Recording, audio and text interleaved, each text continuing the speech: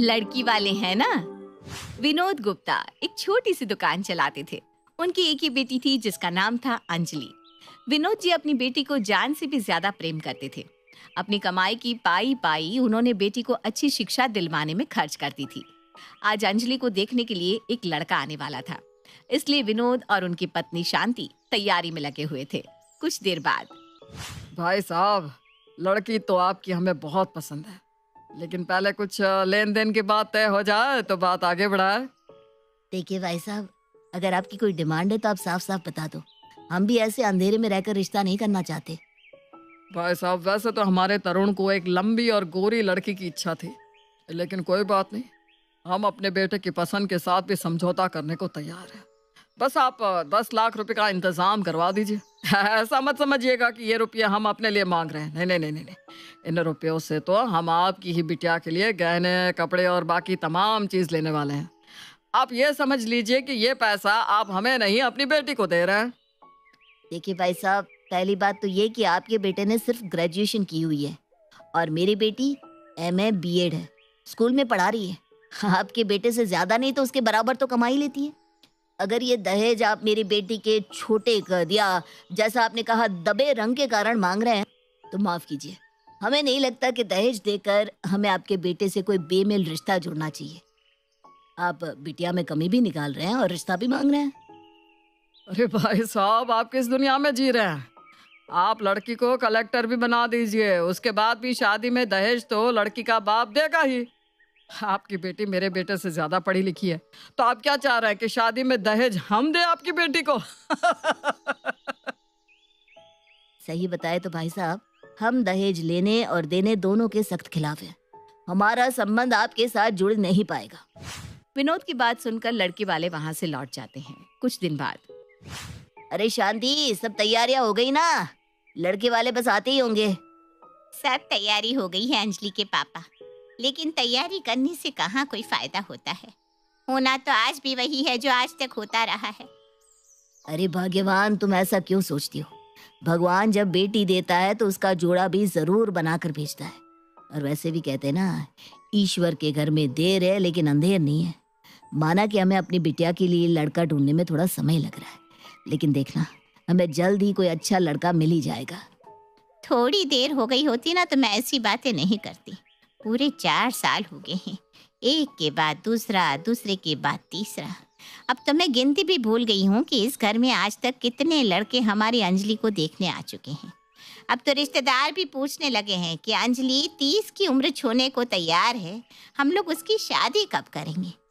तभी जुबान में ये बात भी सोसाइटी में उड़ गई है कि ज़रूर हमारी लड़की में कोई ना कोई कमी है, जिसकी वजह से सब रिश्ते हाथ से निकलते जाते हैं। अब दुनिया को क्या बताए शांति कि कमी हमारी बिटिया में नहीं, हमारे गरीब होने में है। अरे मिडिल क्लास आदमी अपने बच्चों को पढ़ा लिखा कर काबिल बनाए या बेटियों की शादी के लिए दहेज जोड़े। मैंने तो हमेशा यही सोचा कि बेटी की शिक्षा दीक्षा में कोई कमी ना आने पाए, इसलिए जो भी कमाया सब इनके ऊपर ही खर्च कर दिया। लेकिन सच्चाई आज भी वही है शांति कि जो बाप अच्छा दहेज नहीं दे सकता, उसकी बेटी के गुण भी फीके पड़ जाते हैं। हमारी बिटिया से कम पढ़े लड़के भी आकर दहेज की बड़ी बड़ी मांग रखते हैं। तुम फिक्र मत करो, आज ये रिश्ता होकर रहेगा। मैंने कुछ सोचा है। कुछ देर बाद लड़के वाले अंजलि को देखने आते हैं। कुछ देर की औपचारिक बातों के बाद लड़के वाले अपने घर को लौट जाते हैं। आपको अपने मन की बात बताऊं, ये लड़का शेखर मुझे अपनी अंजलि के लिए बहुत पसंद आया है। पढ़ा लिखा भी है और नौकरी भी अच्छी करता है। घर वाले भी शरीफ लग रहे थे। अब कोशिश करिए ना कि हमारी अंजलि की बात यहाँ किसी तरह पक्की हो जाए। तुमने तो मेरे मन की बात कह दी शांति, मुझे भी शेखर बहुत पसंद आया है। अगले दिन दोपहर के 2 बजे विनोद के दरवाजे पर दस्तक होती है। अरे भाई साहब, आप यहाँ? मैं भी अभी आपको फोन मिलाने के बारे में सोच रहा था।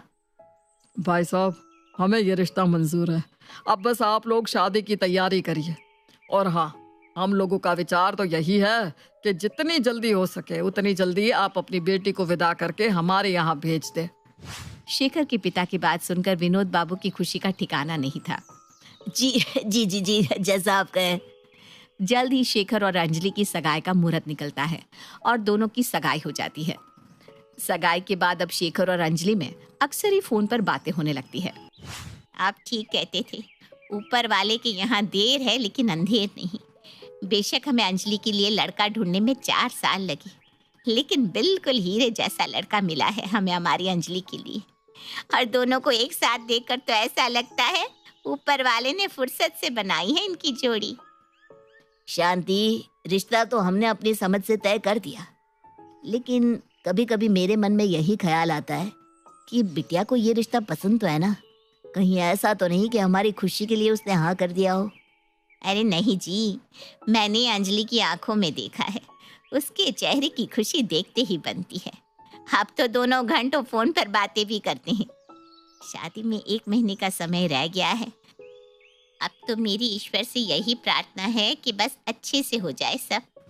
विनोद और शांति अपनी बेटी अंजलि की शादी की तैयारी में व्यस्त थे कि तभी अचानक एक दिन शेखर के पिता अरुण का फोन आता है।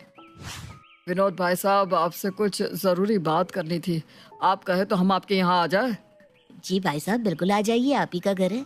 जब आपका मन करे आप अधिकार से आ सकते हैं यहाँ। कुछ देर बाद अरुण अपने बड़े भाई साहब को लेकर विनोद के यहाँ पहुँच जाता है। अंजलि उस समय अपनी जॉब पर गई हुई थी और घर में सिर्फ विनोद और उसकी पत्नी शांति ही थे।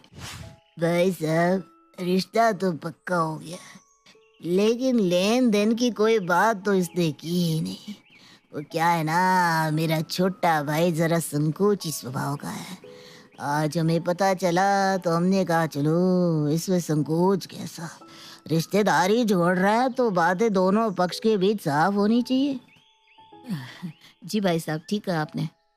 देखिए भाई साहब, ऐसी कोई विशेष मांग तो है नहीं हमारी। अब अपनी बेटी की गृहस्थी के लिए जरूरी सामान तो हर बाप उसे देता ही है। जी, लेकिन आप अपने विचार थोड़े खुलकर बता देते तो हमें आसानी होती।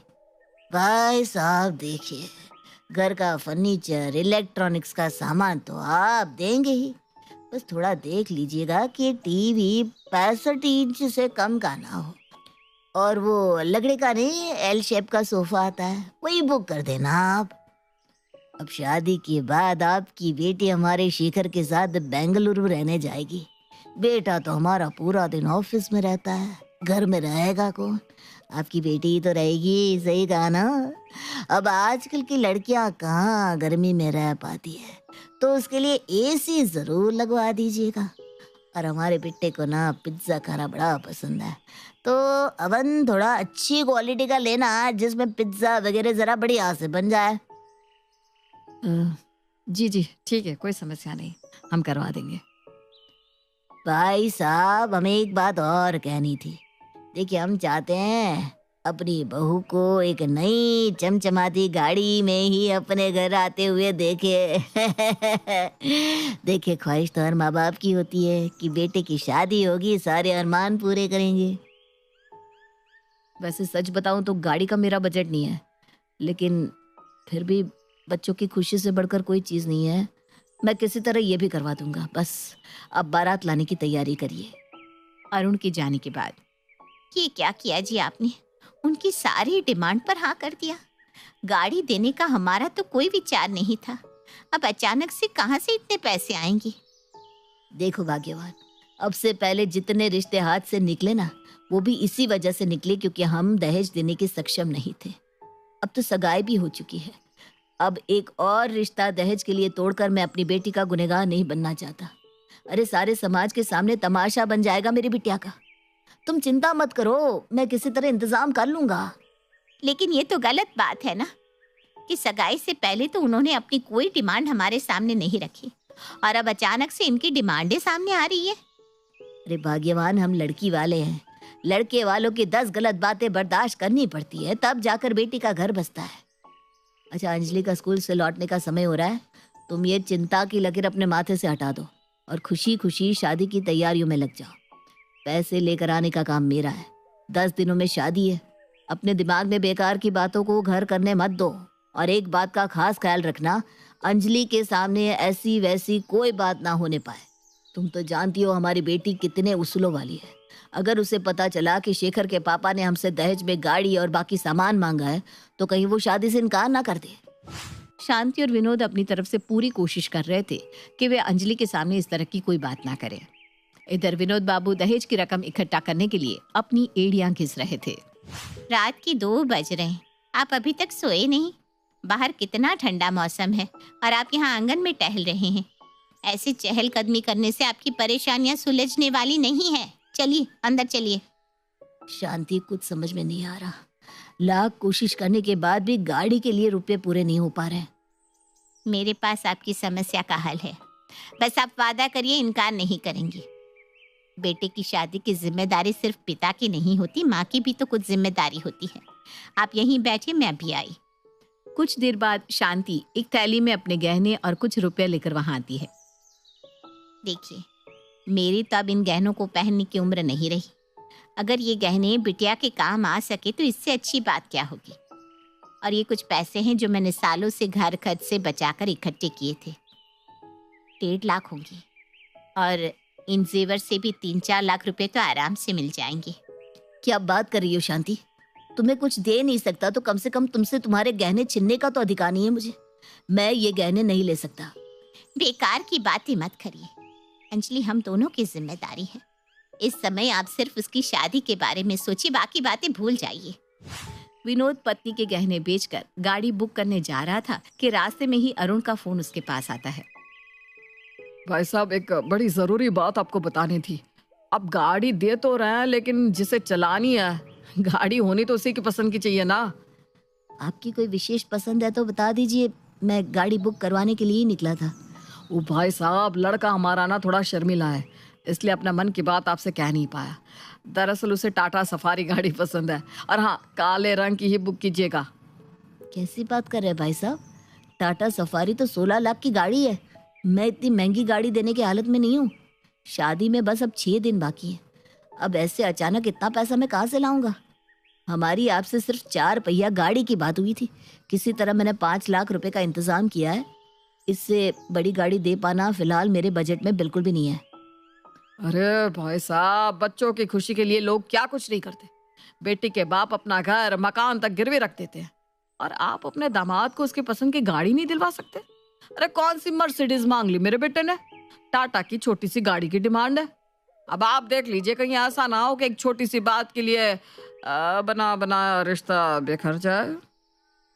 सोचने के लिए भरपूर समय लीजिए, और घर जाकर एक बार बहन जी से मधु की बात भी करवा दीजिए। अब जरा कपड़ों का लेन देन उन्हें समझा देंगी। समधी की बात सुनकर विनोद हक्का बक्का सा घर पहुंचता है। क्या हुआ जी, आप तो गाड़ी बुक करने गए थे ना? कुछ बात हो गई क्या? पैसे कम रह गए क्या? भाग्यवान, अगर तुम सुनोगी ना तो तुम्हारे भी पैरों के नीचे से जमीन निकल जाएगी। लड़के वालों ने 15 लाख की गाड़ी की डिमांड की है। मुझे समझ में नहीं आ रहा कहाँ से लाऊं इतने पैसे। तो आपको साफ साफ मना कर देना चाहिए था ना। रिश्ता जोड़ते समय उन लोगों ने देखा नहीं था कि हमारी हैसियत क्या है और क्या नहीं?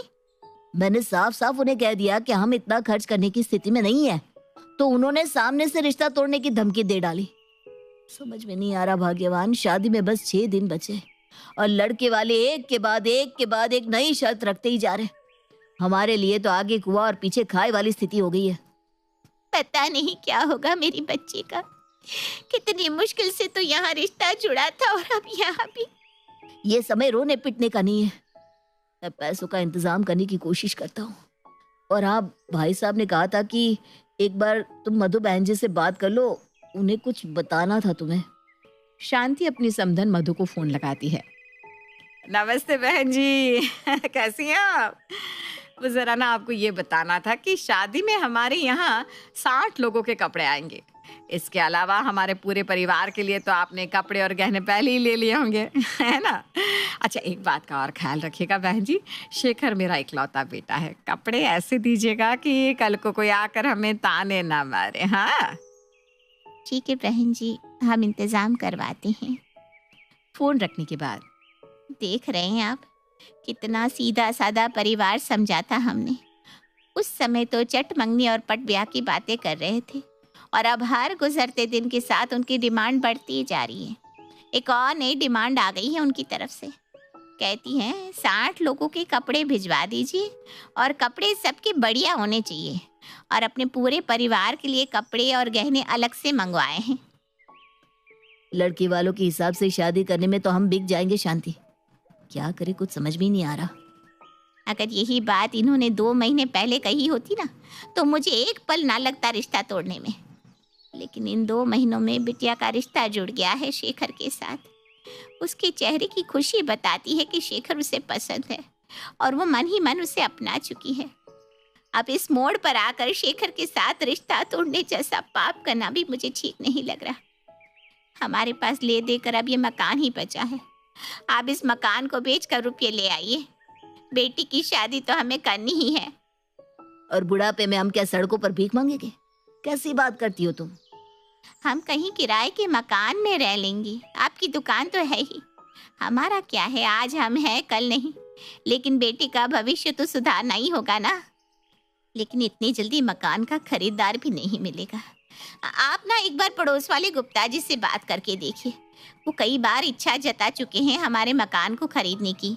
शांति की बात सुनकर विनोद बाबू पड़ोस वाले गुप्ता जी के यहाँ पहुँचते हैं और सारी व्यथा विस्तार पूर्वक उन्हें सुनाने लगते हैं। गुप्ता जी और विनोद बाबू की बातें गुप्ता जी की बेटी परिधि भी सुन लेती है और गुस्से में अंजलि के पास जाती है। शादी के बाद लड़कियां बदल जाती है ऐसा मैंने सुना था अंजलि, लेकिन तू तो शादी से पहले ही बदल गई। तुझे अपने मम्मी पापा की तकलीफ दिखाई नहीं दे रही या तू देखना ही नहीं चाहती? ये सब क्या बोल रही है तू? साफ साफ बता। तेरे ससुराल वालों ने 15 लाख की गाड़ी, गहने और भी न जाने क्या क्या डिमांड रखी है तुम्हारी शादी के लिए, और इसी कारण तुम्हारे पापा अपना मकान मेरे पापा को बेच रहे हैं। क्या कह रही तू? मैं ये नहीं होने दूंगी। कुछ देर में शेखर अपने मम्मी पापा के साथ अंजलि के घर पहुंच जाता है। अंजलि, मैंने सोचा है कि शादी के बाद हम लोग हनीमून पर मालदीव चलेंगे। उसका लगभग 2 लाख का खर्च आएगा। अंकल, 50,000 तो मैं खर्च कर दूंगा, बस आप 1.5 लाख दे देना। अगर मालदीव जाने की औकात नहीं है तो किसने कहा है मालदीव ही जाओ? अरे जाकर जुहू चौपाटी पर भी तो समंदर देख सकती हो। ये क्या तरीका हुआ बात करने का? अभी के अभी माफी मांगो, नहीं तो हमें रिश्ता तोड़ने में एक पल नहीं लगेगा। अरे अरे बेटा, ये क्या बोल रहे हो तुम? अब तो पूरे 2 लाख आप ही देंगे, नहीं तो अभी के अभी हम लोग ये रिश्ता तोड़ रहे हैं। अबे भिखारी, तू क्या रिश्ता तोड़ेगा? रिश्ता मैं तोड़ती हूँ तुझसे। अगर मुझे पता होता ना कि शराफत का नकाब पहने लुटेरे हो तुम लोग, तो मैं 10 मिनट भी अपने घर में बैठने ना देती। गाड़ी में बैठने का शौक तब पालना जब खरीदने की औकात हो। जितना सामान आप अपने जीवन भर की कमाई से नहीं खरीद सकते, चाहते हैं कि एक पल में मेरे पापा आपको खरीद कर दे दे।